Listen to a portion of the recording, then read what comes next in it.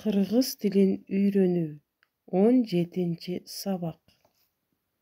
Тема: Кыргызстандын кооз жерлери.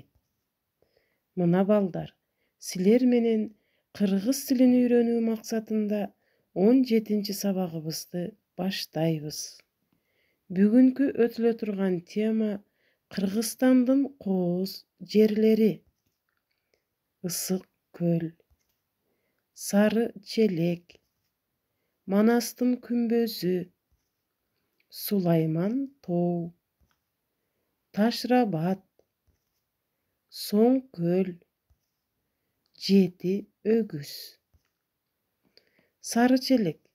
Сары Челек Кыргызстандын түштүгүндө жайгашкан. Суусу абдан тунук жана муздак. Сары Челек кооз жер. Сөздөрдү которобуз.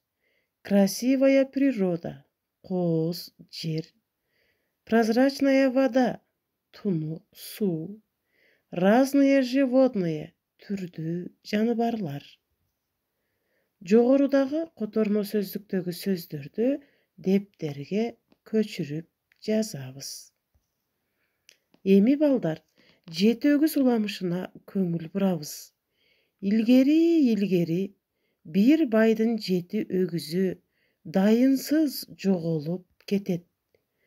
Каардуу бай балдарын жети өгүздү таппасаңар, үйгө келбегиле деп буйрук берет.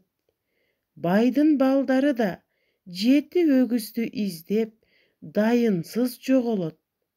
Балдарынын күйүтүнө чыдабаган эне булактын алдына барып, балдарын сагынып, ыйлап отурса, жети өгүз булак боюнда оттоп жүргөн. Ошондо байдын аялы жети өгүз болбой, таш болуп калгыла деп каргайт. Каргышка калган жети өгүз жети ташка айланып калат.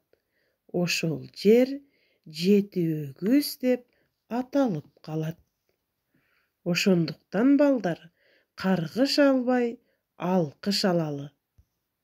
Сабагыбызды жыйынтыктайбыз. Саламатта болгула.